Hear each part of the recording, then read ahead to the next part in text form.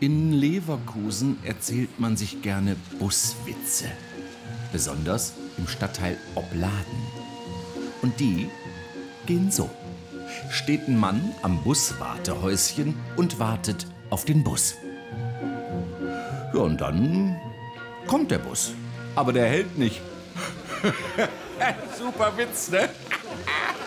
An diesem Bushalter, die hält keiner. Die fahren bis da oben durch. Die halten hier nicht. Aber wo halten die denn? Ach, da hinten. Komm, einen habe ich noch. Rennt ein Mann zum Bus, aber der Bus fährt weg. Ja. Wenn der Bus kommt, ist er weg. Wo ist denn hier ein Wartehäuschen? Ach, da hinten. Ja, zu weit weg. Da stimmt doch was nicht, oder? Nee, ist korrekt, sagt die Stadt Leverkusen. Zuerst hatte sie das Wartehäuschen direkt an der Haltestelle aufgestellt. War aber nur ein Witz. Da ist das nach einem Tag ist das da abgebaut worden und hier hingestellt worden. Ja, denn dieses Haus ist doch denkmalgeschützt. Schon mal davon gehört, Herr Schiefer? Klingelt's? Beim Paragraphen 9 Absatz 1b Denkmalschutzgesetz.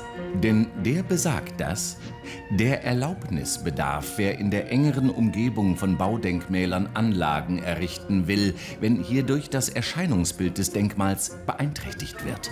Was soll das denn? Dann stören die Geschäfte genauso. In der Optik. Nein, so ein Wartehäuschen aus Glas würde die Blickachsen auf das Denkmal komplett versauen.